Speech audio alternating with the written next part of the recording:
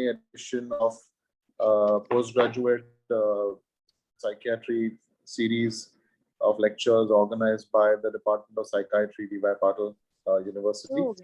Um, I'm happy to share with you today that we have a good friend and a person who has established himself to be quite expert in matters legal and technologically advanced, Dr. Suresh Paramat. And uh, we have Dr. Neeti, who will be moderating the proceedings today. Dr. Neeti Sabru, who I'm privileged to consider a very dear friend, did her MD in psychiatry from Mumbai University way back in 1988. And she did it from TN Medical College, where I am from as well. She was a lecturer there for 9 years, and she was a teacher for the diploma as well as the degree courses in psychiatry at NAD. She has had some experience under her belt from the NHS in the UK, in the Department of Child and Adolescent Psychiatry. She is a consultant psychiatrist specializing in child and adolescent psychiatry at Holy Family Hospital at Bandra. And she's also a coordinator of research and academic activities and a secretary of the ethics committee of the Institute at Holy Family. She enjoys treating children and adolescents, and psychotherapy is a forte along with a holistic approach in the management of all her clients. And she was also the past president of the Bombay Psychiatric Society from in the year of 2017 to 18. So thank you very much, Dr. Neeti, for making the time for us and sharing with us your wisdom in the process of moderating this session. And I hand over the proceedings to you for the rest of the evening. Over to you. Good evening, everyone, and thank you so much, Dr. Rashmin. It is indeed my pleasure and honor to be able to introduce a speaker who really needs no introduction, like you rightly said. He's a big name. And I was just wondering that, why did I give you that much also about myself for introduction? Because this gentleman has got pages and pages, and he's given a small brief on how he wants to be introduced. So welcome to all the students and faculty. I'm introducing the speaker without wasting much time. Professor Suresh Paramat, MD, DNB, PhD in Law from National Law School of India University. He's the head of Forensic Psychiatry Unit, head of Telemedicine Center, head of Unit 5, Adult Psychiatry, National Institute of Mental Health and Neurosciences, Bangalore. He's published 322 articles, 9 books, few awards. He's being humble when he says that. I've read his CV. He has written much more. Can we mute others, please? And he has been involved in many projects, even community medicine. I see that. So without wasting much time, let's hear what Professor Suresh Paramat has to say on MHCA. Over to you, Dr. Suresh. A quick housekeeping instruction. I would request everybody to please mute themselves just so there are no interruptions. I would also request the admin of the group to do that. Just unmute Dr. Paramat, and everybody else has to be on mute. Thank you. Thank you very much. I'll be sharing the screen now. And please let me know, give me the feedback if the presentation goes smoothly.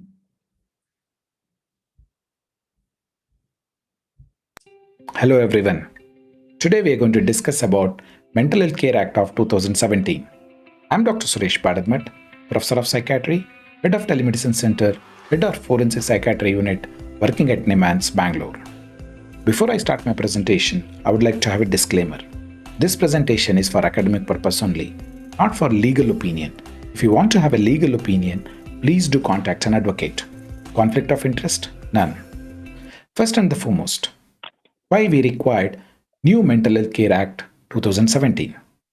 One of the main reasons is India ratified the United Convention for Rights of Persons with Disability. This UNCRPD was ratified on October 2007. Once we ratify our United Nations Convention, we need to amend our local laws. and align with the UNCRPD. Hence, an exercise was undertaken to see whether the Mental Health Act of 1987 aligned with the 2007 UNCRPD. Unfortunately, the Mental Health Act of 1987 did not provide any kinds of rights and protect and promote the human rights of persons with mental illness. Hence, a task was undertaken to amend the Mental Health Act of 1987, and it was found that it was almost writing a new law. Hence, a new law was planned. That was Mental Health Care Act of 2017. But however, the Mental Health Care Act, although it has been recently planned in 2017, the mental health care in our country has come a long way with the paradigm shift. First and the foremost, Indian Lunacy Act of 1912. When this law was there and it was planned, it was only custodial care for persons with mental illness. That means there was no treatment. However, post-independence, Mental Health Act of 1987 focused mainly on the treatment, but human rights were completely ignored. Hence, the new legislation aligning with the UNCRPD planned providing care and services under the realm of providing human rights. That means you need to provide care with protection and promotion of human rights. Hence, new Mental Health Care Act 2017 was planned. The Mental Health Care Act of 2017 was received assent on 7th of April 2017 by the President of India. At the same time, we also need to remember that is exactly 14 months from that, a 29th May 2018, the Government of India clearly said that Mental Health Care Act 2017 came into force. That is on 29th May 2018. On the same day, three important laws, basically rules, were also planned and drafted and notified. 29th May 2018, the three important rules were Mental Health Care Rules 2018 for basically for rights of persons with mental illness under Section 121. That is one. Second one was Mental Health Care Rules 2018 for Central Mental Authority and Mental Health Review Board. The third one was Mental Health Care Rules for State Mental Authorities. That is under Section 121, subsection 1 and 4. So these are the three important rules were also notified on 29th May 2018. At the same time, on 16th August 2019, there are two important notifications was also made.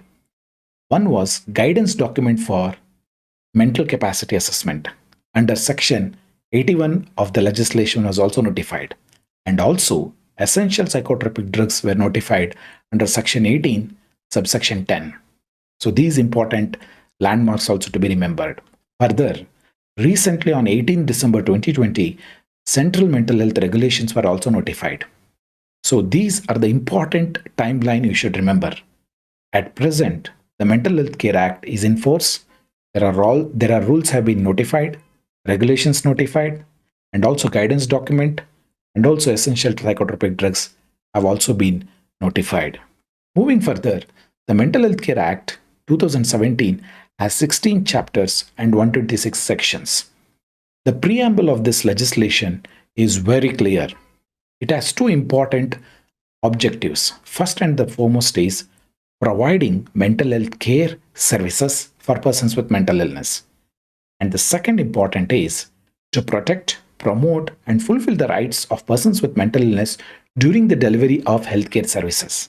So these are the two important objectives the Mental Health Care Act of 2017 planned and implemented.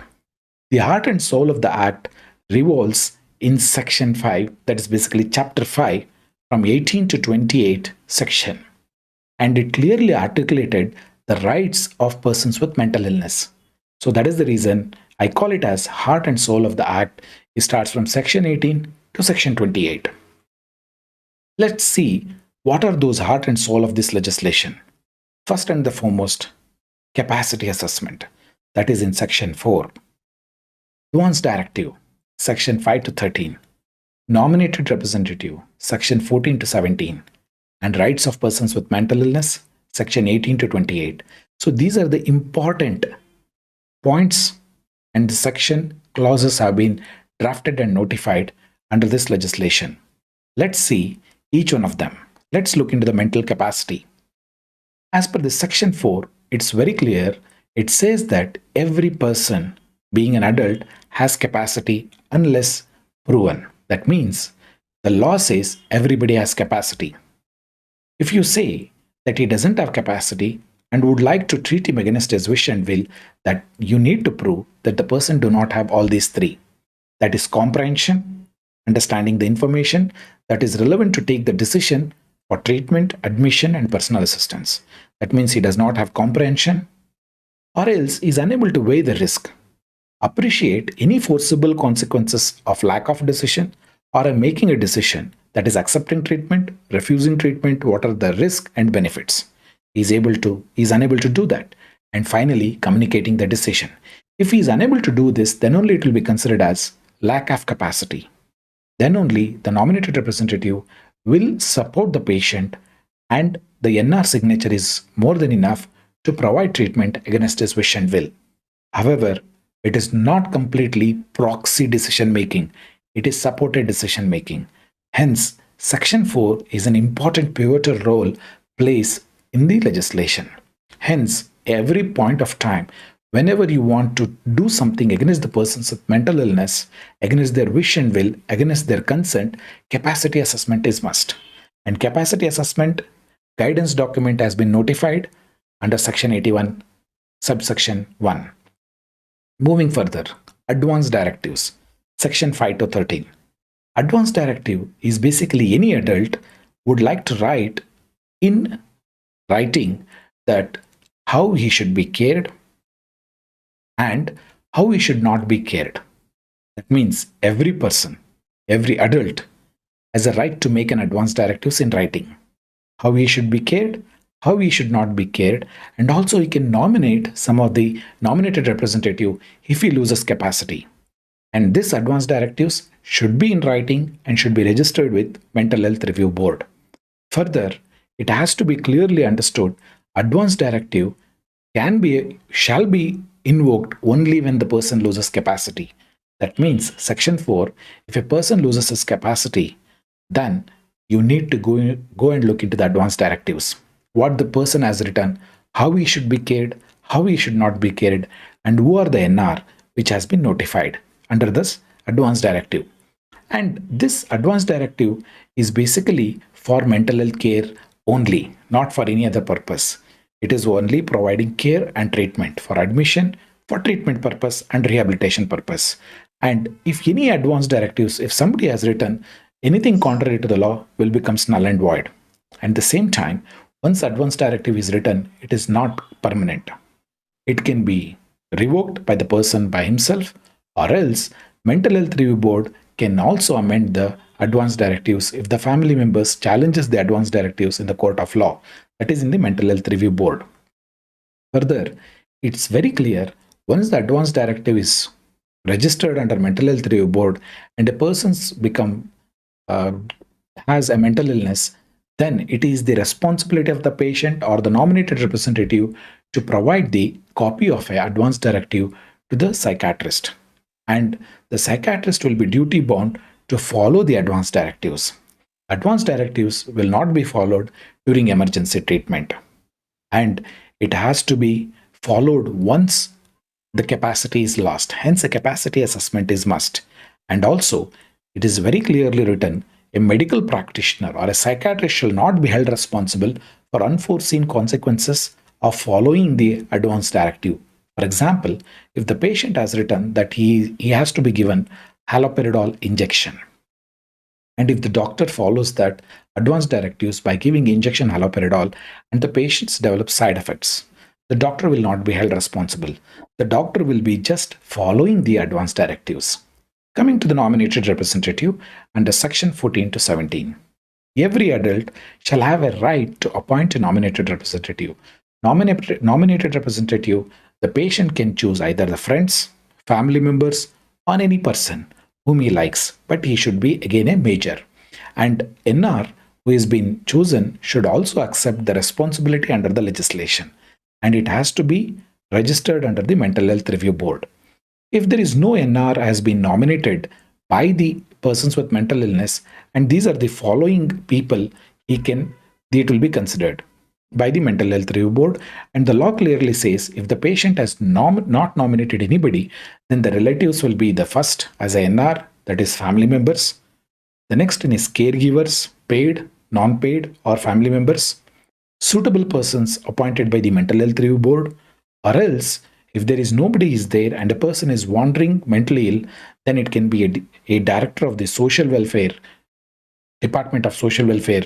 The director will be considered, or else an NGO can be nominated by the MHRB for the purpose of this act. And also you should remember roles and responsibilities of the NR. The NR, by deciding the patient's current, past wishes, life history, values, cultural background, and in the best interest of the persons with mental illness, he will support the person with mental illness with regard to admission, treatment, rehabilitation. That is basically for mental health care purpose only.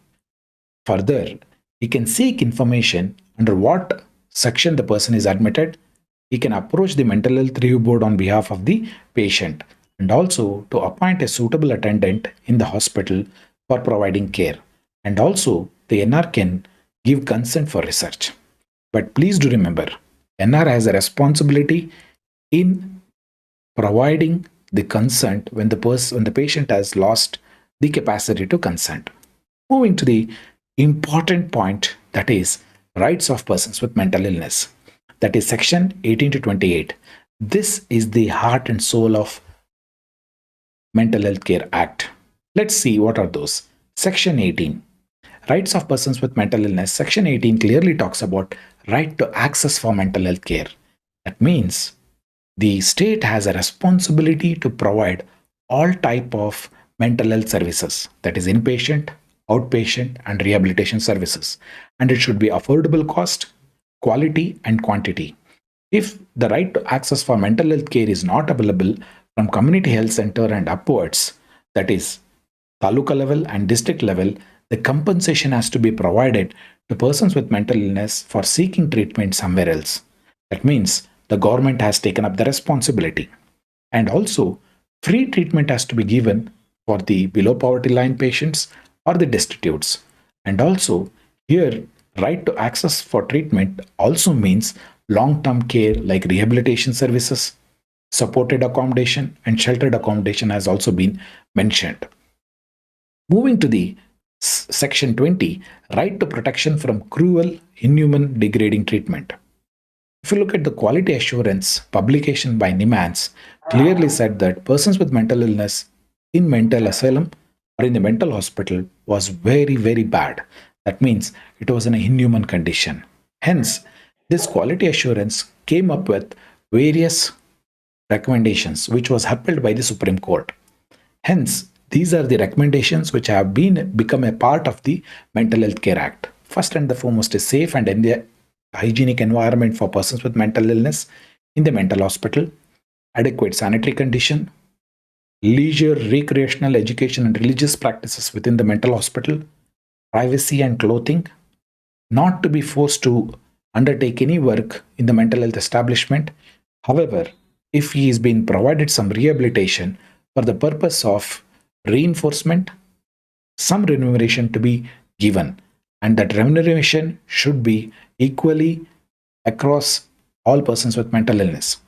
Adequate provisions for preparing for living in community also to be planned.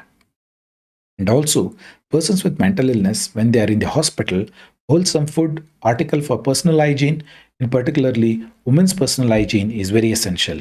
Sanitary napkins to be provided. However, still in many of the government hospital, sanitary napkins are still not being provided. However, this is a very important right. And also, in various mental health hospitals, tonsuring was a common by default. But however, this law clearly said that no compulsory tonsuring. The shaving of the head can be done only for the purpose of hygiene, where a person had complete matted hairs and it is dangerous for his health. And persons with mental illness shall be free to have their own clothes and wear their own clothes, not to have the hospital provided uniforms. if the patient can choose either one of them, to be protected from physical, verbal, emotional, and sexual abuse within the mental hospitals. The next section 21 is right to equality and non-discrimination. That means the law clearly says mental health cannot be ignored, discriminated from the physical health. It has to be kept in an equal pedestal with the physical health. And also, the obligation has been casted upon each state government to provide emergency facilities like ambulances, adequate appropriate living conditions similar to physical illness. That means now the state government has gone one step ahead for providing emergency treatment similar to physical illness. And also, the insurance, health insurance cannot be denied just because he has mental illness. That discrimination is not allowed. Further, right to information under Section 22. As per this Act, persons with mental illness and his nominated representative has a right to receive information with regard to admission, under what section he has been admitted, what is the admission procedure, what is the treatment chosen, and the information provided should be in the language of the patient.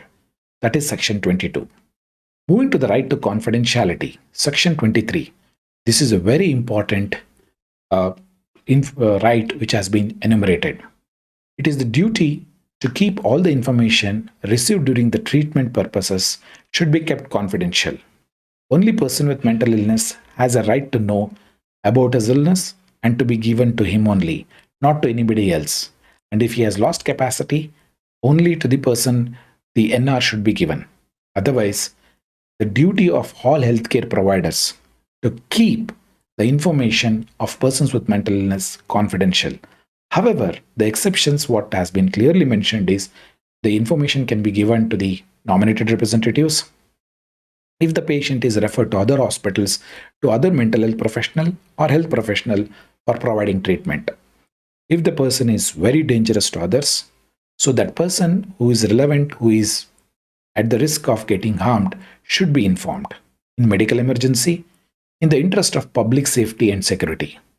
Finally, in the judicial proceedings, these are the situation when a psychiatrist can break the confidentiality. Otherwise, under no circumstances, the mental health professional is going to break the confidentiality or privacy. Right to access for medical records under Section 25. All persons with mental illness shall have the right to access for basic medical record. The basic medical records have been clearly said in Form B of the Mental Health Care Act Rules 2018. Form B, where it has an outpatient basic medical record, inpatient basic medical record, and also clearly talks about if a therapy is done, what are the records and therapy session notes to be kept. And if the person with mental illness requests for this record, all mental health professionals need to give the basic medical record to the patient only, not to anybody else. If the mental health professional feels that he cannot be given this information, if the information is given, it will harm him or somebody else, those information can be withheld and also given in writing that he has a right to appeal to the Mental Health Review Board to access for the medical records. So here it is right to access for basic medical record, not the complete file. If the patient wants a complete file, then you need to approach the Mental Health Review Board if there is a complete file is kept. Usually a comprehensive file is kept in academic institutions for the purpose of teaching. However, in the general hospitals or in the corporate hospital, they will maximum keep basic medical records. So the patient has right to access for basic medical records. Nobody else has. Even the nominated representative do not have this right. Only persons with mental illness has these rights. Coming to rights of persons with mental illness further, it talks about Section 19 for right to community living. Just because a person is ill or persons with mental illness can be kept in asylum? No. Every person has right to community living. And also Section 27 talks about right to legal aid. And also right to restriction on release of information in respect to mental illness is Section 24. And also right to personal contact and communication in Section 26. Basically, if a person with mental illness has been in the hospital, he has all the right to keep his mobile phone. However, he is not going to disturb any other patients, and he has to follow the rules of the hospital. That means a reasonable restriction is allowed, not a blanket restriction. At the same time, right to make complaint and deficiency in provision of services are provided under Section 28. All mental health establishment need to provide this redressal mechanism within the mental health establishment. Now, moving further to the implementing authorities. Till now, we spoke about rights of the persons with mental illness. Now, these rights need to be implemented. So, there are three important implementing authorities which have been notified under the legislation. First and the foremost is Central Mental Authority, which have been clearly mentioned from Section 33 to Section 44. State Mental Authority from Section 45 to 56. And finally, the Mental Health Review Board, Section 73 to 84. Mental Health Review Board is a quasi-judicial body which is going to regulate the professionals and also regulate how the patient is admitted and also protects the rights of persons with mental illness. And also in the review board, it is the registration of advance directives and nominated representatives do occur here. Coming to the mental health establishment. Mental health establishment is nothing but mental hospitals. Basically, the definition of mental health establishment under Mental Health Care Act means anything, any structure where a residential place apart from the family of the person with mental illness will be considered as mental health establishment where a person is going to stay overnight. And those establishments need to be registered under the state mental health authority if it is in the state. If it is being financed predominantly by the central government, it will be registered under Central Mental Authority. There are two types of registration. One is provisional registration, another one is permanent registration. Provisional registration is done either in the Central Mental Authority or in the State Mental Authority, respectively where they belong, until the minimum norms are notified. Once the minimum norms are notified, then they have to be registered as permanent registration. By chance, if the registration has been sent to the authority, either the Central Mental Authority or the State Mental Authority by the respective establishment, and they do not communicate, that means it is deemed to be registered. That means they have to communicate within 30 days. If they don't do it, they are deemed to be registered under this legislation. If a person, a psychiatrist, is aggrieved because the state authority or the central authority do not give permission, then he can appeal to the High Court within 30 days. Coming to the admission. Admission of persons with mental illness into the mental health establishment. Please do remember, there are two types of admissions. One is voluntary admission, also called as independent admission. Involuntary admission, also called as supported admission. Basically, both are, there are new names being given. It would have been appropriate, it would have been kept as voluntary and involuntary. But however, let's go with the newer terms like independent admission. Independent admission, there are two types, again, for adults and minor. Under Section 86, an adult patient who has capacity will approach the mental health professional or else to the medical officer of the mental health establishment, request that he is suffering from mental illness and he wants treatment and he needs to be admitted. The medical officer in charge will examine him and feels that by admission he is going to benefit, he will admit him. That is Section 86. However, Section 87 for the purpose of this legislation is for minors. Here, the nominated representatives, that is basically parents, will request the psychiatrist or else the mental health professional or the medical officer in charge for the admission and treatment of minor. And once they have to be admitted, one doctor and a psychiatrist and a mental health professional, any of these two will examine independently and admit him to the mental health establishment. Moving to the supported admission, it is also called as involuntary admission. Involuntary admission, there are two types, Section 89, Section 90. Section 89, supported admission for the period of 30 days, that is up to 30 days only. If it crosses more than 30 days, it has to be shifted to Section 90. That means any person who has to be kept more than 30 days, Section 90 will be applicable.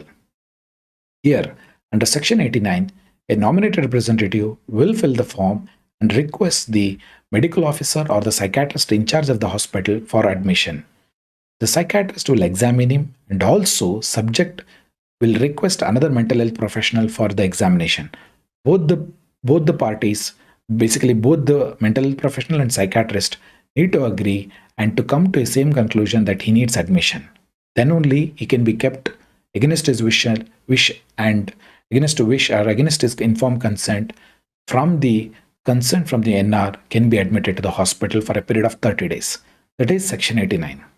If it has to be crossed for more than 30 days, under Section 90, two psychiatrists has to sign for him to keep for longer duration.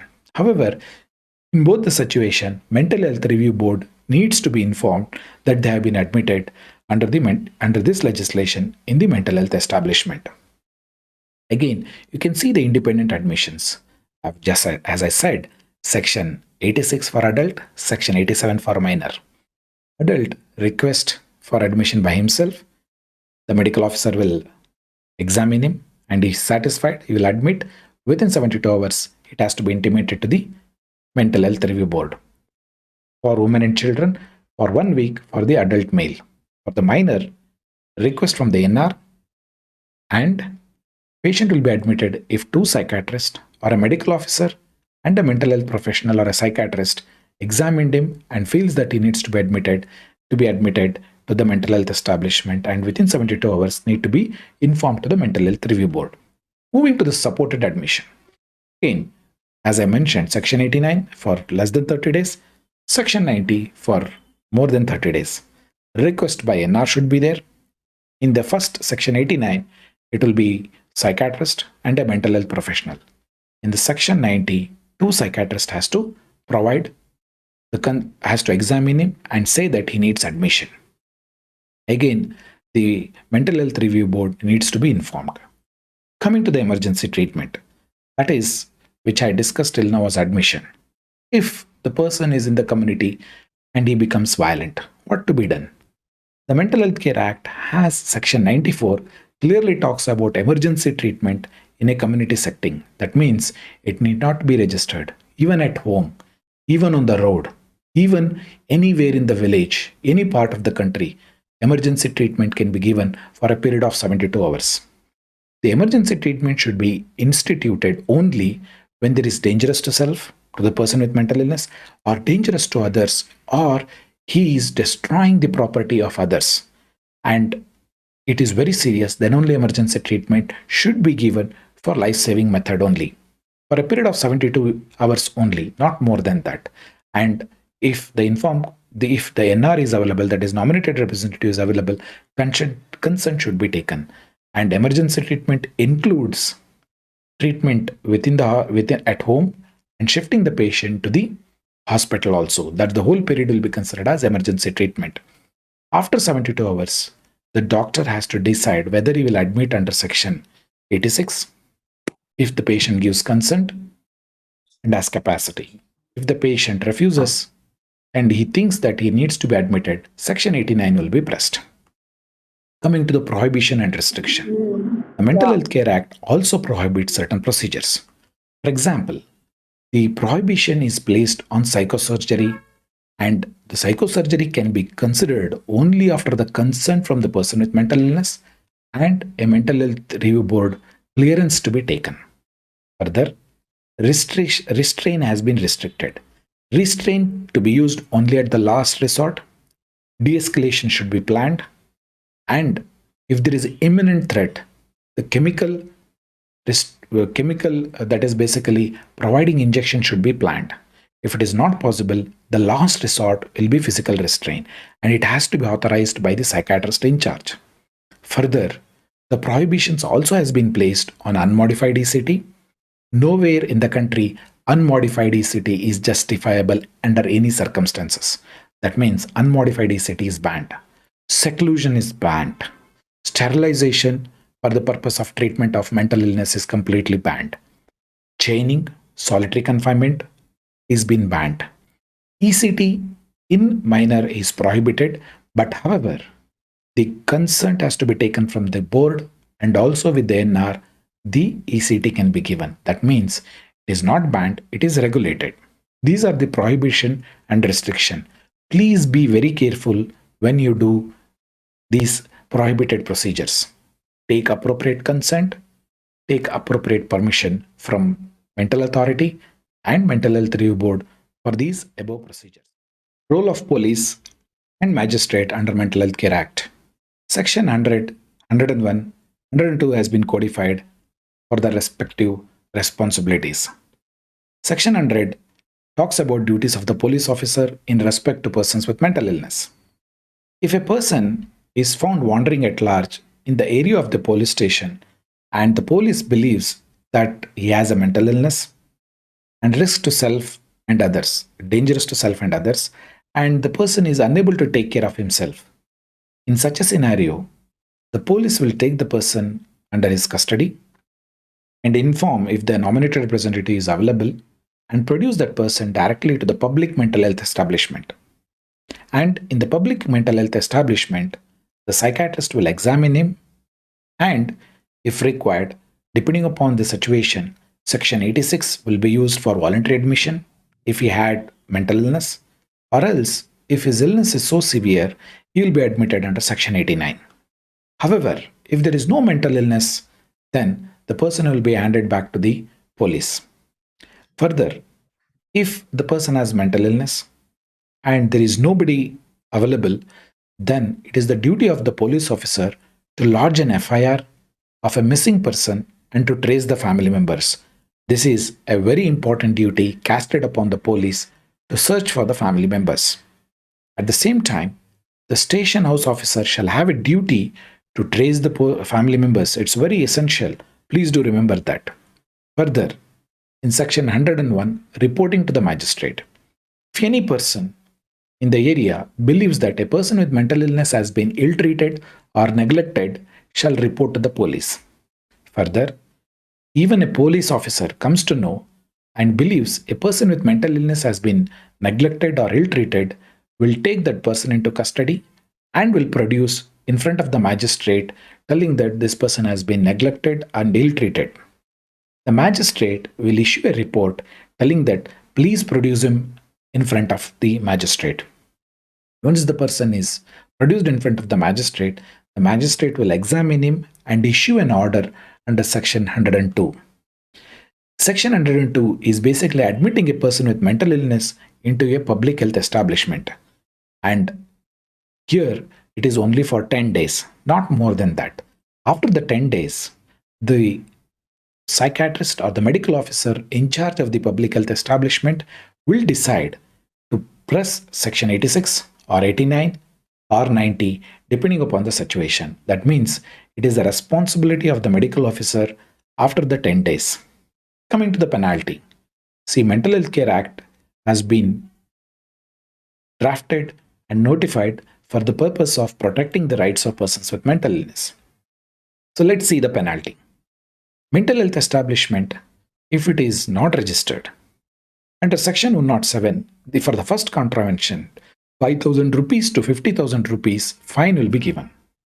If in the second contravention by the same person or the establishment, 50,000 rupees to 2 lakhs fine will be given. In the third contravention, it is 2 lakhs to 5 lakh rupees fine will be given. And this will be adjudicated by the state mental authority. Further, if a person or a mental health professional knows this establishment is not registered and he works there by knowingly, then 25,000 rupees fine will be charged to the person who is working there. Basically, mental health professionals. This is under Section 107. Coming to the Section 108. If there is any contravention of this legislation by any person, there will be a imprisonment for up to 6 months with or without fine of 10,000 rupees. If there is a subsequent second contravention is there, the punishment will go up to 2 years and fine from 50,000 to 5 lakh rupees fine will be done under Section 108. Decriminalizing the suicide. Section 115 of the Act took a landmark paradigm shift where earlier attempted suicide under Section 309 was a punishable offense. Under Mental Health Care Act, it clearly said we are decriminalizing the attempted suicide. Under Section 115 of the Act clearly says that a person who attempts suicide shall be presumed to be suffering from stress and will not be punished under the Indian Penal Code of Section 309. However, the point is very clear. The person who is suffering from stress will be presumed to have stress. If the police is able to prove it is not because of stress and because of something else, still Section 309 will be hold good. 309 is completely not squashed. Please do remember that. Coming to the critical evaluation of this legislation, of course, Mental Health Care Act, a wonderful act, completely borrowed from the Western concept, where the individual rights takes precedence over the collective rights. That means person with mental illness will decide about his treatment, and he will decide how long he will take, what type of treatment. He will decide about the advance directives, how he should be treated, how he should not be treated. And also, he will name the nominated representatives. He may not even name any of the family members. That means rights of the individual takes precedence over the family members' rights. That means collective rights. And here again, in role of family in providing care, the family members play an important role. And hence, various studies have clearly shown expressed emotion plays a very important role in the outcome of various major psychiatric disorders like schizophrenia, bipolar affective disorder, obsessive compulsive disorder, depression. The family play a very important role. And in a country like India, where is a developing country, the family members are the main pillar of support for providing care. Unfortunately, the Mental Health Care Act completely ignores the role of family, and the family burden is enormous. Unfortunately, the Mental Health Care Act do not provide any kind of support to the family members in providing care. Neither any kind of pension is given to the family members for looking after a person with mental illness. Let's see how the state has taken responsibility with regard to person with mental illness in our country. If you look at this beautiful photograph or the figure in the picture, you clearly see that the state has very minimal role. The government provides mental hospitals, which are hardly around 40 in nature, and medical colleges and district hospitals. The all together maximum may come around 60,000 beds. This is what the state is providing. But however, the family takes a major role in providing treatment, providing basic needs, and rehabilitation. According to me, 99% is taken care by the family. Means the state, the government is providing care and looking after them only in approximately around 60,000 persons with mental illness. But however, the prevalence of mental illness is around 10%. That means we have 13 to 14 crore population suffering from mental illness. They're all looked after by the family, not by the government. Hence, the role of family has been undermined and they have not been supported here. The family should have been supported under the Mental Health Care Act in our culture, in our country. This has been undermined. This has been a criticism, has been seen in various forums by the professionals. However, in the process of care, we have to see how the family members are going to provide care for a person with mental illness when he writes an advance directives and also the NR somebody else. However, the community treatment order is one which can be used to enable the family members in providing care for person with mental illness. To conclude, my dear friends, the Mental Health Care Act of 2017 is a major step taken to provide the rights of persons with mental illness. In this process, the rights of the family members have been completely ignored. The collective rights have been undermined over the individual rights. At the same time, capacity to consent plays a vital role in the Mental Health Care Act. And also advance directives, nominated representatives provides complete liberty and also enables the persons with mental illness. However, we need to know that this Mental Health Care Act provides many checks and balances, but at the same time increases the documentation of the work what the psychiatrists are doing. This documentation increase in time will cost more the care. That is basically there will be the charge or the services provided to persons with mental illness increases.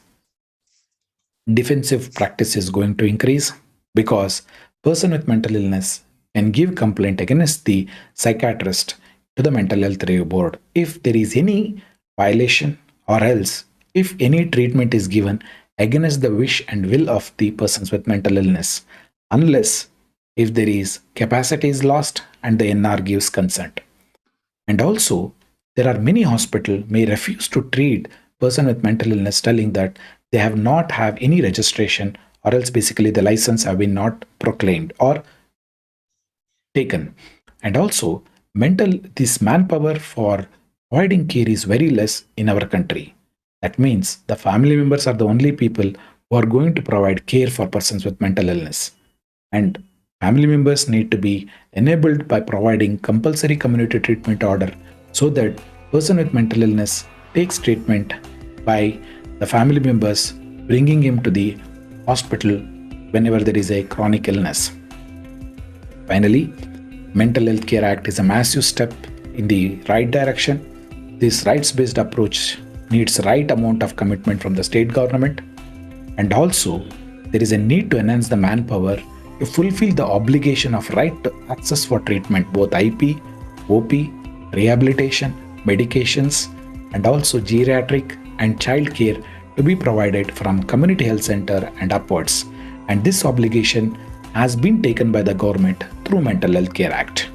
My dear friends, Mental Health Care Act is in force. Please do follow Mental Health Care Act. Thanks for giving your valuable time. Stay safe. Thank you so much. I hope I'm audible. Thank you Yeah, so yes. much, Professor Suresh. I expected that from you. Making it quite simple. Now we have questions. Shall we take them? Yeah, please, ma'am. Go ahead. Okay. Dr. Swati says, hello, sir. If patient is admitted for more than 30 days, then 2 psychiatrists need to sign it. But can 2 psychiatrists from the same MHE do it? Yes. Okay. Next one, Sukriti Mukherjee, says if voluntary admission continued for more than 30 days, will it be converted to section 90 automatically? Can you repeat the question, please? If voluntary admission continued for more than 30 days, will it be converted to section 90 See, voluntary automatically? No. See, voluntary admission you're speaking. Voluntary admission is endless. No need to convert to 90. Okay. It's only supported admission if it is every supported admission, that is involuntary admission, first 89, and within 30 days if they are improves and they are able to say that if he gains capacity and he gives consent, he will go to 86. If he doesn't improve, he will go to 90. There you have to take 2 psychiatrist signature to convert it into 90 along with the NR signature. So only the involuntary admission, it will go to from 89 to 90. You cannot directly go to 90. That is very essential. So Dr. Manik Bhise has already answered that, said yes. Okay, now we have. Neeti, something is wrong with your video. We cannot see you clearly. I do not know what's happening here. I have no idea why I cannot be seen. Maybe it decided it didn't like me. I have no idea right You now. seem to have migrated to Africa. Yeah, I guess I'll start from somewhere. I have no idea why it's doing this. Okay, this is better Yeah, it's somewhere fine. else. It's fine. I'm coming from somewhere else now. Okay. I had logged in 2 places, so hold on. Okay. So now the next one is, can an individual write an advance directive in his inter-episodic period between 2 episodes? Can an individual even enlist the drugs which he has to be given in the advance directive? If so, does the doctor have a choice to defer the treatment in view of potential side effects with the same? I think you answered that, but still. Will the MHRB foresee the above issues before approving the AD? How many people have an AD in India? Okay, the last question I'll start. See, the AD, I don't think has been started registering because as far my knowledge goes, there is only one state which the MHRB is formed, but unfortunately in that state, psychiatrists are not there. not to be very critical, but that is the way it is. Otherwise, MHRBs are not there. MHRB has to register AD. So according to my knowledge, AD has not been registered even a single, as far my knowledge goes. I don't know really at this point of time across the India. In Karnataka, definitely not. That is A. B, yes, the patient has a right to choose the medication what he wants. Third, no, sir, there are side effects. So the option is now the psychiatrist can ask for advance directives can be challenged in the MHRB and can be reviewed. No, sir, we will go ahead with the treatment if he develops side effects. Will the doctor will be held responsible? The Mental Health Care Act is very clear. If any side effect, unforeseen side effect, that is the word has been used specifically. If it is there, if the side effects develops, then the doctor will not be held responsible. That is the way it is. Yeah, I think you did cover that time. So we'll go to the next one. Does Dr. Hari, does MHCA provide any guidelines in treating foreign nationals, their AD and NR? When multiple relatives ask for details regarding the patients, are we supposed to divulge the basic details to all? Who do we consider as the NR? Is the approval of MHRB required before starting treatment for a patient who is admitted as a supported admission? Too many questions, but starting with first one. The law of the land will prevail. Even anybody UK or any national aid they turn up in India, the Mental Health Care Act will be applicable. Okay. Whoever it is. It may be US citizen, it may be American citizen, or it may be UK citizen, Australian citizen. He is there. He has come here, and many a time they come for religious purpose. And many of these may have mental illness. They may be using drugs, and they have a psychotic breakdown. They get admitted under Section 89 or 86. That is the way it goes. So the law will be law of the land. If I go to UK, the Mental Health Care Act of UK will be applicable to me. So the law of the land prevails. That is A. B. ADNR, if they have written advance directive here and they have registered under Mental Health Review Board, that will be applicable because the law of the land prevails. Suppose imagine a person has come for working in India and he has mental illness. He has written AD and registered in MHRB. Of course, we have to honor that. So even for a foreign national, it is applicable. The third point, what is the question? I forgot. Is the approval of MHRB required before starting treatment for a patient who is admitted as a supported admission? Not required. With the NR, see, in a supported admission, that's where the point comes. The supported admission, invariably, you will, whenever there is a supported admission is there and is not giving any consent, immediately what we will do is we'll look into the advance directive. If the advance directive has given a direction, this is the way I have to be treated, we will follow the advance directive. If there is no advance directive, we will talk to the NR. The NR and the psychiatrist, this is where the spirit of the law comes in. Here, the patient has to be brought in and the family member, that is the NR who is sitting there, and the psychiatrist will discuss. It is a supported decision making. It's not a proxy decision making. That is the reason it is called as supported. There is a small difference between, according to me, it is a small, but however, if you look at from the rights perspective, there is a huge difference between proxy decision and supported decision making. Proxy decision is somebody else will take the decision. That is basically, suppose if you are getting married and the parents will decide whom you are going to get married. That is proxy decision making. Supported decision making is the parents will say, you have to marry from our community. This is he or she should be a lady, and then they'll put some condition and you will choose the lady. That means within the frameworks of inclusion and exclusion criteria, the family collectively does the decision making. That is supported decision making. The third one is, which has not been entertained in our legislation, is completely that he will decide. That is rights-based complete decision, whether he's mentally ill or not. That is a love marriage. The person will, irrespective of the parents, he will go and get married. That is the third one. So here, the law has taken the middle road where the supported decision making takes place, especially even the person has lost his capacity. That means it is a shared decision making. That's the way the spirit of the law goes, and it has been traced back to UNCRPD, that is United Convention on Right to Persons with Disability Act. In 2006, we have signed it. So we have to go for shared decision making or supported decision making. So in that way, it has been considered. Okay. Since the talk is there about foreign nationals, when they come to us, are we supposed to inform the embassies? Is it incumbent on us to inform them? Yeah, that's a good question because it doesn't come under the Mental Health Care Act. Depending upon the local state laws and also the central government, you have to inform if you're admitting them. OPD basis not required. Okay. Emergency immediately will inform them. There is an office called, I forgot the name of the office. Every area has an office which you have to inform them if you're admitting them. In emergency, you admit in the night and then tomorrow you have to inform them. And they will look into whether there is a treatment related visa is there. Those are the things they will look into it, and then they will give permission for admission. Or else, even if it is for a health visa they're coming, you can go ahead and admit. But you have to inform the local authorities with regard to admission of the foreign national. But it doesn't, it does not under the Mental Health Care Act. Okay, but it doesn't come for OPD management. Yeah, OPD is not required. Okay, Dr.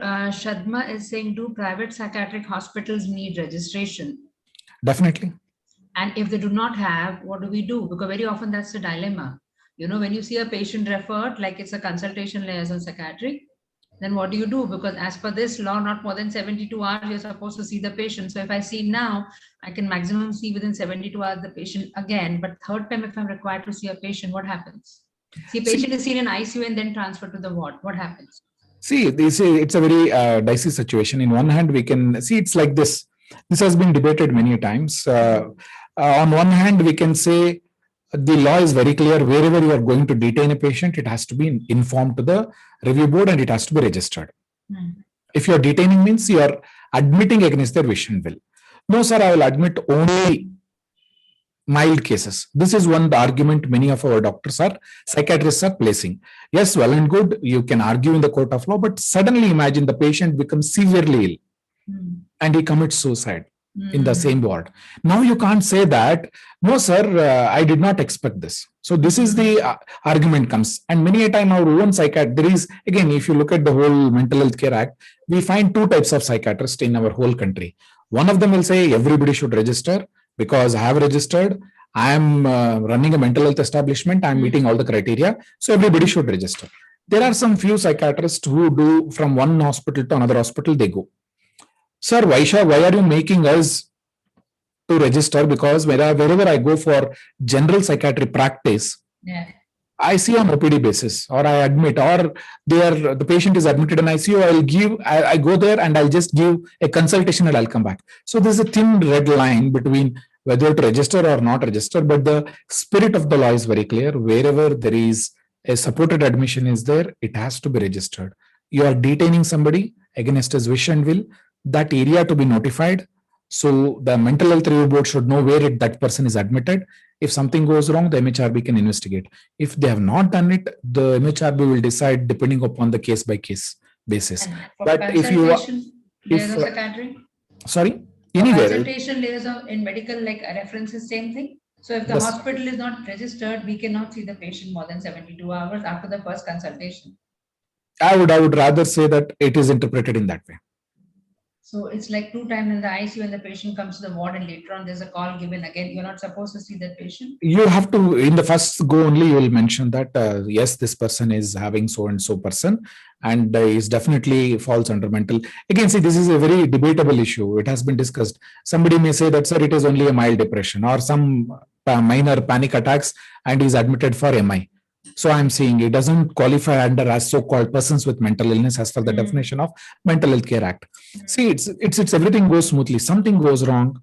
Sorry to say that we will not be able to defend you. That is the way it is. It's like this. If you are, imagine you are driving and the other person is also the other party who is coming in front of you.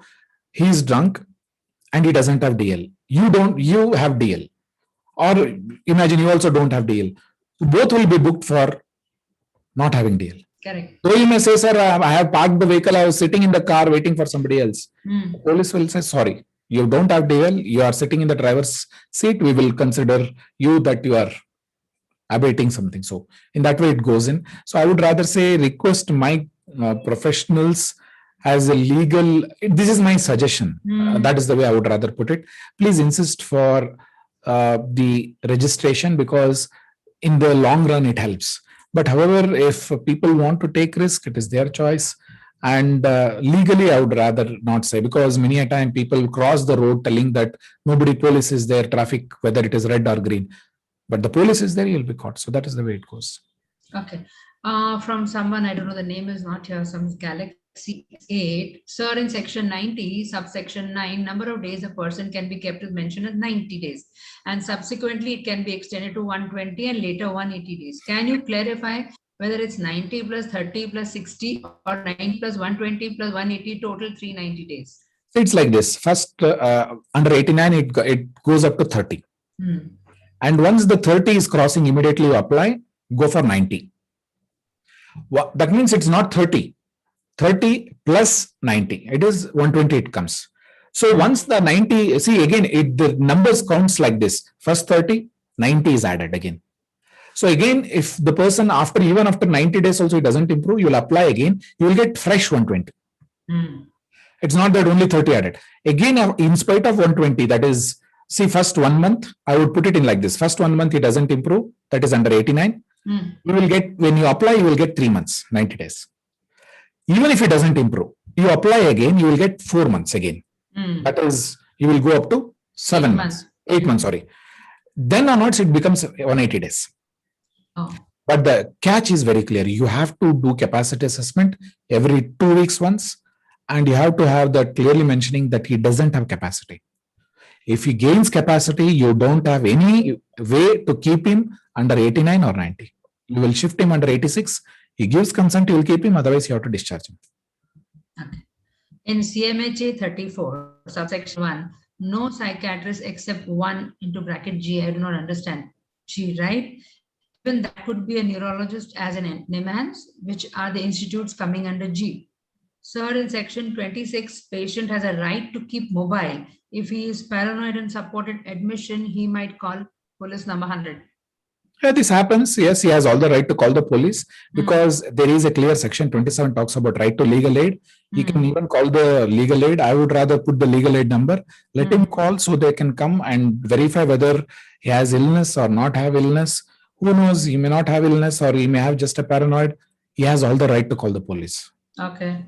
Okay, and the other one in CMHA 34 subsection 1, no psychiatrist, I don't know, no psychiatrist except one into bracket G, right? I am not able to decode this. Even that could be a neurologist as in NIMHANS, which are institutes coming under G. I really am not able to. Can you unmute the person? I would love to take the question because it appears to be slightly challenging. Yeah, this is somebody's galaxy, I think so, if I'm not mistaken. That even the admin only will have to do. Okay, so I may not be able to answer that question because question is very different. Yeah. It is no, it's not different. clear. I'm unable to understand. Perhaps we can move on because there are a lot of other questions. So Yeah, we can okay. address that at the end if we have time. Okay, so Meha Sharma says is assessing mental capacity. First component we check is understanding. Insight is required to understand the illness, make treatment decisions, or understand the consequences. The screen has gone blank as far as Dr. Suresh. No, I cannot see it completely. So indirectly, insight is required to possess mental capacity. This is somebody's query. Okay, see again, this capacity and insight is a very dilemma thing.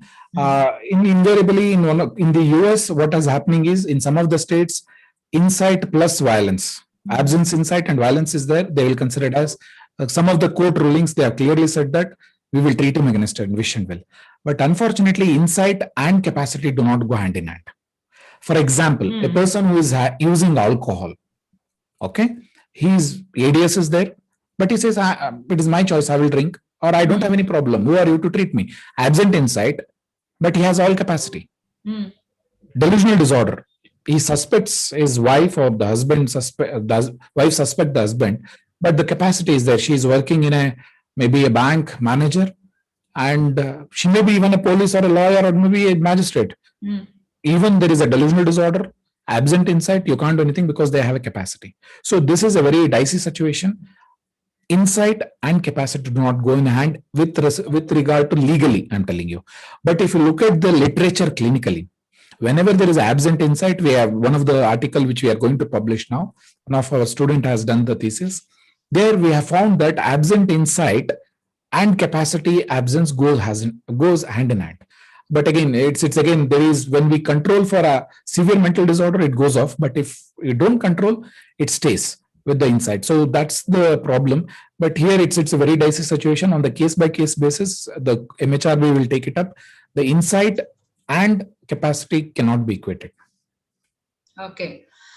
Sir, regarding this is Shadmar, sir, regarding admission or discharge of prisoners with mental illness, kindly throw some light. Yeah, it comes under section 103. Clearly it says that if they do not have a mental hospital in the prison, they don't have any beds. Actually, the Mental Health Care Act rules clearly says that they should have beds for the persons with mental illness inside the prison. If they don't have, they have to take permission from MHRB to shift the patient. Since there are no MHRB nowadays, their admission is occurring. So then only with the permission of MHRB, they can be shifted. Either it may be Army, it may be Navy, or it may be even persons with mental illness under the prison. Section 103, if I remember rightly. Going forward from Pratibha Vinod, I have a question. If a person is severely mentally ill and has included the hospital into his delusional world and wants to get admitted, mistaking the hospital to be something else and not understanding the nature of treatment he is to receive, hence lacks capacity, would it be a voluntary or involuntary admission? Okay, if a person doesn't have capacity, any consent taken becomes invalid. So the capacity is the requirement for what we call it as the informed consent. If the person doesn't have capacity, that it becomes invalid. And for many of my friends, I'm releasing videos on capacity from my YouTube channel, Suresh Padadmat. Already I have done it for capacity assessment. Yesterday I have released on competency assessment or capacity assessment. We have done it. Testamentary capacity in 2 days I'll be releasing.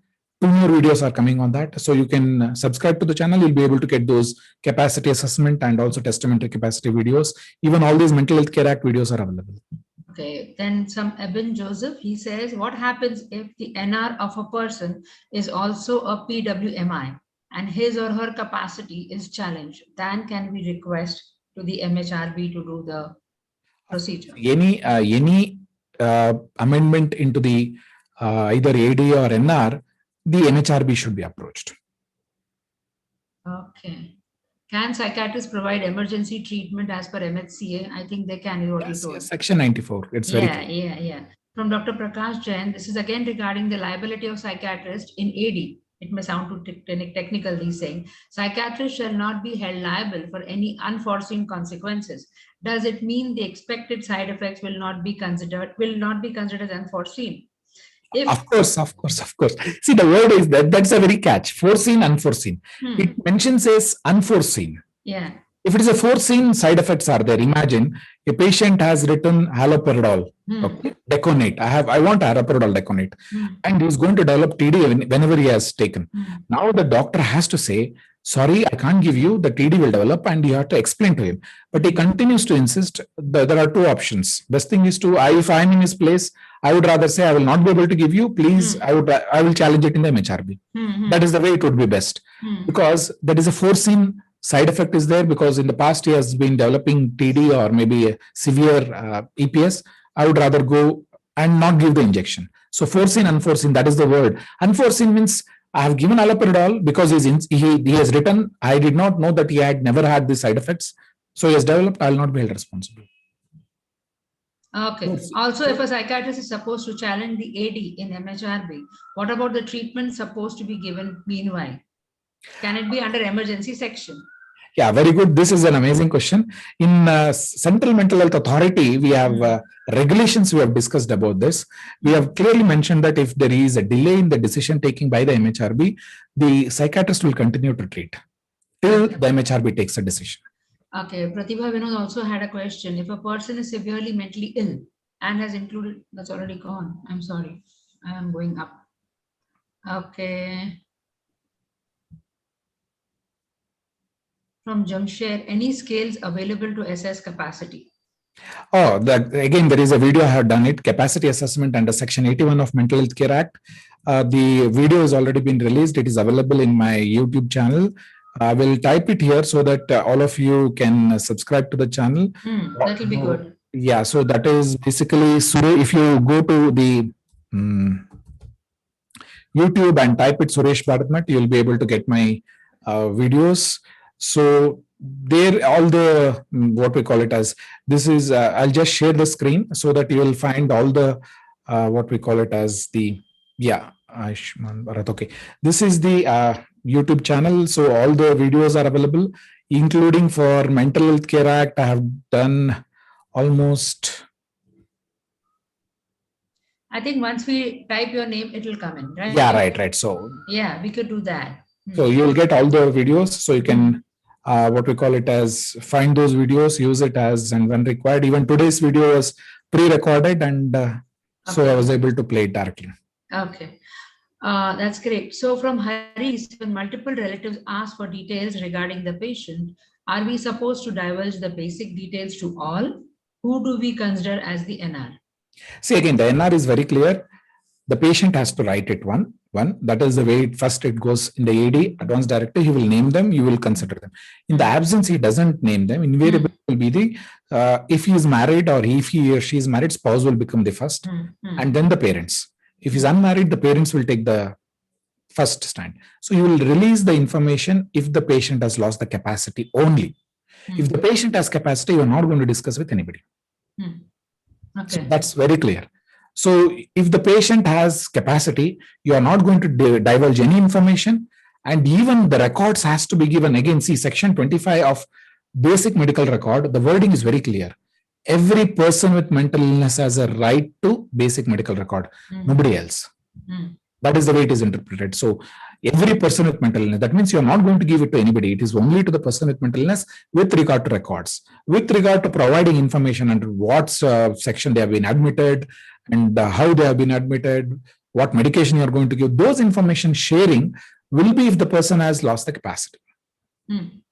Okay. Do all health establishments where psychotropics are used need to be registered for MHE? That is dementia, delirium, substance use disorder with medical condition. I think we covered that they do need to be registered to be on the safer side, right? Yep. Otherwise, there's a problem.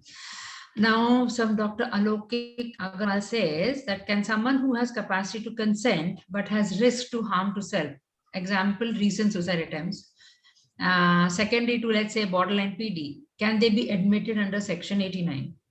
But again, here, see, the issue here is, this is one of the, again, a criticism of Mental Health Care Act.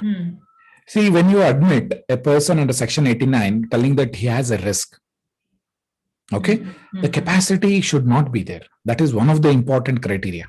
When you're admitting under 89, you have to assess the capacity. He doesn't have the capacity, then only you'll admit.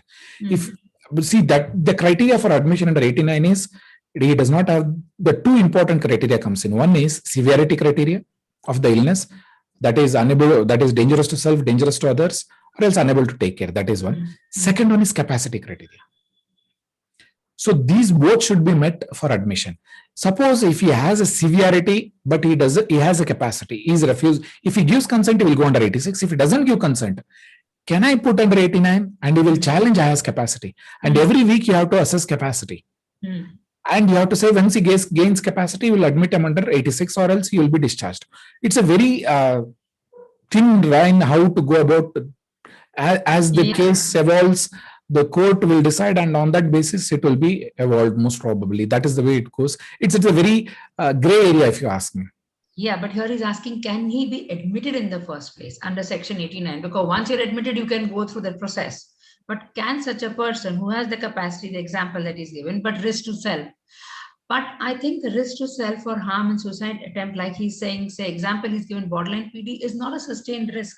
It is only episodic. It is in reaction to some circumstances. It's not something sustained over a period of time. So can we really admit such a person?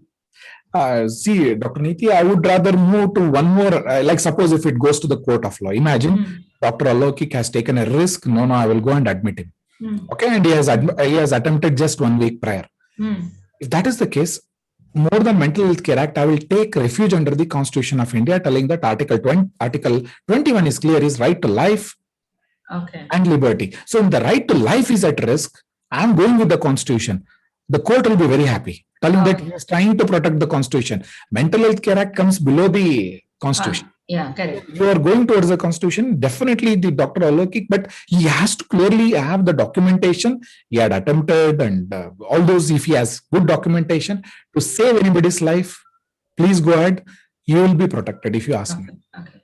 In CMHA, no psychiatrist except the director of central institution. So it is with IS officers and patients and caregivers. So I do not know what the question here is.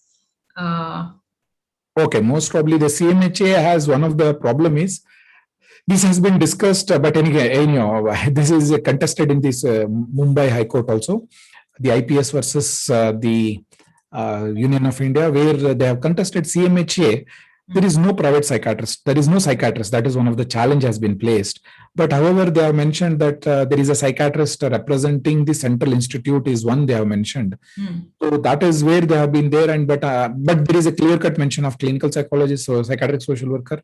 So that is one challenge is there, but we don't know whether how much it is going to help. It's a debatable. It is in the court of law. That if that is the question, if I understand. Okay. If there is no MHRB, who will give permission for ECTs in minors? ECT in minor, if they don't have MHRB, seriously, I don't know the answer now. Seriously, I don't know, Dr. Niti. Okay. I'm glad that certain things we are even groping because, I mean, that's what the situation is. From Dr. Nishikant, it says, if you have seen patient 1 month back and patient died with suicide attempt, come successful. Now, if relatives request certification or information, what are the guidelines? Okay, of course, if the person has committed suicide and if there is a police request is there or there is an inquiry, the police can ask because it is a cognizable offense. Under if it may be a cognizable offense from this, I'm thinking in terms of abatement of suicide. The police is investigating, you have to cooperate because somebody has died. So cognizable of relatives. If the relatives request, I'll come to that, madam. If there is a cognizable offense, you will cooperate with the police. Right. If police are not there, then the family members will become the guardian of the whole medical record. Who is the family member? I said the way it has been said. Family members means if a married person, the spouse will become. If it is unmarried, the parents will take over the records. Because even for the postmortem, also same thing. It goes with the same medical record. Okay. Do government civil hospitals also need to register under MHCA? Yes. Dr. Madhumita. Okay. Yes. Okay, Dr. Prakash Jain is saying if there is no MHRB or state form board as yet, who is the law enforcing body for that state, or should the laws be followed as per the old 1987 Act? It's very clear. The Mental Health Care Act is in force. That is my last word in my presentation. It is in force. See, now it's like this. Tomorrow something happens. I'll give an example. If a patient is admitted under 89, and the patient dies because of some reason, I don't know what is it. It is under investigation now. Or it may be to the court. The court will ask the psychiatrist, how did you admit? Did you follow Mental Health Care Act? You can't say that MHRB is not there. Yes, sir, I've admitted under 89. These are the forms. This is the NRS signed. Okay. Now the question comes is, did you inform the MHRB? Sir, there is no MHRB formed. Then the court will ask who is the responsible person who is supposed to form the MHRB. Call that person. So in the act, every person has some responsibility to delegate. Just because MHRB is not there, I will not follow MHCA, you will be party to the crime for some person who has not formed the MHRB. So, see, the judiciary is independent, so-called independent. They will say, okay, executive body has not done. Why you have not done? Why can't we show cause notice can be given against you? Why you have not acted upon it? So almost, I think around 5 to 6 states have already gone to the High Court asking MHRB is not formed, MHCA is not implemented. There are cases are pending in Delhi High Court, Karnataka. It's happening already. So there, you as a professional, you have to follow. Like in NIMHANS, there is no MHRB, but I am insisting the whole department to follow Mental Health Care Act. We've already almost implemented. Like we follow 89, we follow 90, capacity assessment is done, NR signature is done. The only thing is we don't inform the MHRB here. But for the purpose of good practice, it was a decision taken inside the department. We will have a independent MHRB which represents the act. So we have a MHRB which sits every week twice, and the senior most professor in the department chairs that, along with one family member, one patient, and one psychologist, and one more person, legal person is there. So 6 people will decide, and the 5 people will sit there and they take decision on cases wherever. As I have a patient or I have a difficulty in decision, that will be posted to the MHRB. So-called internal board we have made it till the MHRB is formed. Okay, that makes a lot of sense. Now, Dr. Abhishek is asking, the patient has capacity as per MHCA. Does this also mean that this loss of capacity extends to testamentary capacity or just treatment decision making? Okay, see, the whole Mental Health Care Act revolves around only for admission treatment purposes. Okay. Let's be very clear about that. Is for admission treatment is only for Mental Health Care Act. Anything regard to property issues, mobile, immobile property, you have to take refuge under Right to Persons with Disability Act of 2016, Section 14, which talks about right to legal, right to equality before the law, where it talks about guardianship, right to guardianship, where it talks about two types of guardianship. One is total guardianship, another one is the limited guardianship. So there you have to go for assessment of testamentary capacity, whether the person has capacity or not. There the issue of assessment comes in, and then you will be taking the guardianship, or else the person, whether he is valid or not valid, or whether he has competence. All those things comes under Right to Persons with Disability Act of 2016. Here it is only matter related to treatment. Admission and treatment. Yeah. Yeah. Okay. And from Bhavika, she says that are prisoners with mental illness entitled to same rights as any PWMI? Of course. But the certain rights have been abrogated because that he is under trial prisoner or the convicted prisoner. Depending upon that, he will be considered. Otherwise, he will have almost all the same rights as the persons with mental. Like suppose he has access to right to access for mental health care. That is the reason, even under the rules, it has been clearly said all the medications, DMHP has to be implemented in prison. The number of, we have clearly mentioned psychiatrists should be made available in the prison. The list of medications have been clearly enlisted. It is the schedule, I think, in the Right to Persons with Mental Illness Rules 2018, the last schedule, the last page talks about all the rights of a prisoner. Basically, treatment, access, all those things will come into picture. Apart from being under the police custody or the judicial custody, he has other rights. Dr. Prakash Jain is thanking you so much. Does capacity, it's already said, in case of loss of capacity during voluntary admission, that is delirium due to dyselectrolytemia, do we change it to 89? Of course. And then back to 86? When yes, once he gains the capacity, I'll go back. So once it goes to 89, you're supposed to inform the MHRB? Of course, definitely. We are changing into 89, then you have to inform. See, it's like this. The spirit of the law is wherever you are admitting somebody against their will, you have to inform. That is the way it is. Okay. I think we are done with all the comments. Now, is anybody else left? Am I missing something? And the admin can see something which I am not seeing? From Dr. Hari, thank you, sir. Thank you so much, Dr. Suresh. And I have to thank Rashmin for giving me the opportunity to be the moderator and to introduce you, and kind of him to call me a dear friend. So the feelings mutual, Rashmin. It's been an honor to moderate this session, Dr. Suresh. Thank you so much, everyone. Thank you. Thank you very much, Neeti. It is very gracious of you for having accepted our invite and then having gone through the entire repertoire of questions, and Suresh's grip on the intricacies of the law, particularly in the context of mental health, are so well displayed in the presentation today. And if it wasn't clear enough to us, the number of questions that were fielded to him and the manner in which he answered them, he was like the Rahul Dravid of the Mental Health Care Act. He stood still and fielded all of them very well.